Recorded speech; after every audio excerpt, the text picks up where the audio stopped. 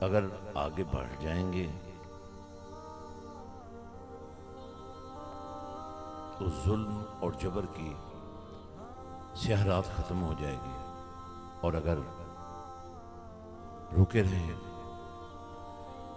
یا اپنی خواہشات کے غلام بنے رہیں اور اپنی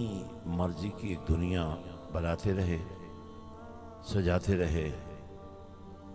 اور اپنے آپ کو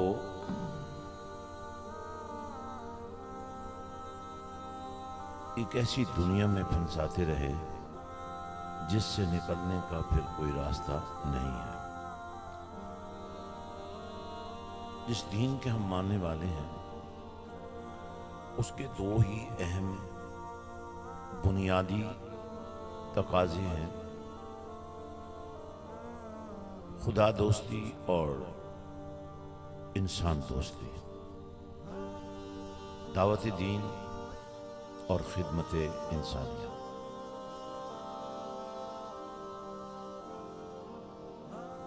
ہم جب اللہ کے پیارے حبیب صلی اللہ علیہ وسلم اور ہمارے آقا مولا امام الانبیاء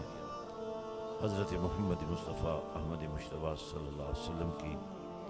سیرت کا مطالعہ کرتے ہیں تو جہاں شب بیداریاں نظر آتی ہیں، صدق و صفا، امانت و دیانت، علم اور حلم، کریمی،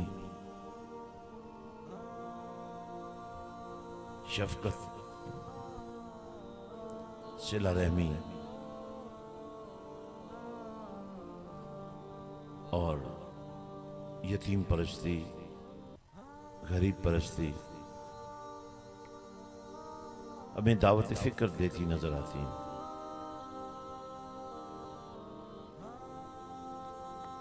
اگر یہ صرف دو بنیادیں ہم سمجھ لیں، کیا آپ پیٹ بھر کر کھانا کھانے کے بعد اس احساس کے ساتھ کہ میری گلی میں کسی نے پیٹ بھر کے کھانا نہ کھایا ہو،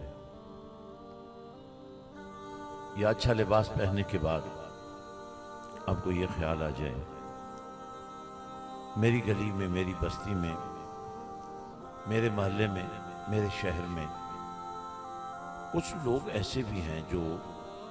نئے کپڑے نہیں خرید سکتے، نیا لباس پہننا ان کو نصیب نہیں ہوتا،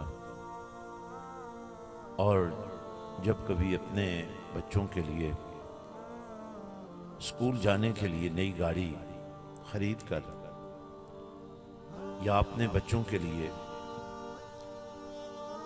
کسی اسکول میں جانے سے پہلے کتابوں کی فراہمی، یونیفارم کا حصول اور شاہانہ انداز میں انہیں رخصت کرنے کے بعد کبھی ہمیں یہ سوچ آئی ہو کہ وہ جو گلی کی نکڑ پر گندگی کے ڈھیر پر ہاتھ مار کر بچے روٹی اور بچا ہوا کھانا ڈھونڈ رہے ہیں، وہ جو بچے شاپر اور بوتلیں اکٹھی کر کے کس منزل کی تلاش کر رہے ہیں، تو یقین کیجئے سجدوں کی لذت اپنی جگہ پر، لیکن جب آپ کسی مجبور کا ہاتھ پکڑ لیتے ہیں اور کسی معذور کو ساتھ دے دیتے ہیں اور کسی ضرورت مند کو بھیک دینے کی بجائے اسے معاشرے میں کھڑا کر دیتے ہیں، تو یہ جو معاشرت ہے اس کا نام اسلام ہے، یہ جو تہذیب ہے اس کا نام اسلام ہے، اور یہ جو عمل ہے اس کا نام ایمان ہے، اور یہ جو کردار ہے اسی سے تقوی، اور یہ جو اخلاق ہے اسی سے خوشبو آنے شروع ہو جاتی ہے. چونکہ والدین بچوں کے لیے کوئی مثالی ماں باپ نہیں رہے، اس لیے بچوں کو ایسے ماں باپ چاہیے جن کے اندر انسان بولتا ہو. آپ نے کبھی خیال نہیں کیا، آپ گھر میں بیٹھے ہوئے ہیں اور آپ اپنے موبائل سے کسی کے ساتھ بات کر رہے ہوتے ہیں اور بس آپ کے منہ سے یہ نکل جاتا ہے کہ میں ملتان کسی ضرورت کے تحت آیا تھا یا میں لاہور گیا ہوا ہوں. آپ کے وہ بچے جنہیں آپ شاید ابھی بچے سمجھتے ہیں، کیا آپ کی اس کلام کا ان پر منفی اثر نہیں ہوگا؟ کیا ان کی کردار سازی میں جو روشنی اور روشنائی آپ دیکھنا چاہتے ہیں کیا وہ متاثر نہیں ہوگی؟ ہم اسے اندھا کہتے ہیں جس کی آنکھیں نہ ہوں. مجھے صرف یہی آپ کے سامنے رکھنا ہے کہ ایک اندھے کو گرنے سے بچانے کے لیے ہمارے ہاتھ آگے پھیل جاتے ہیں، لیکن جو آنکھ والا ہو کر کسی گڑھے میں گر جائے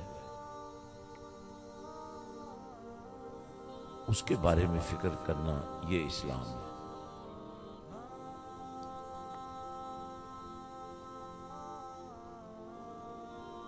ہمارا پورا دین اس بات کی دعوت دیتا ہے. میں چند کلام اللہ کے پاک کلام سے آپ کے سامنے رکھنا چاہتا ہوں. اللہ فرماتا ہے، یا ایھا النبی انا ارسلناک شاہدا ومبشرا ونذیرا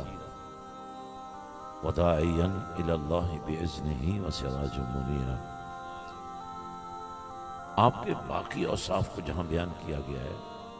یہ وصف بھی کہ آپ کو اللہ نے اپنی طرف دعوت دینے والا بنا کر بھیجا ہے. اور میں اسی دعوت کی ایک پہلی کڑی آپ کے سامنے رکھتا ہوں. ہم اپنی گفتگو فتووں سے شروع کرتے ہیں اور جب تک کسی مسلمان کو کافر نہ بنا لیں ہمیں سکون جبکہ ہمارے ذمہ تو یہ کام لگایا گیا کہ تم نے دھرتی پر امن کا پرچم لہرانا ہے. تم نے کافر کو بھی کافر کہتے ہوئے یہ سوچنا ہے کہیں اس کا دل تو نہیں ٹوٹ رہا ہے.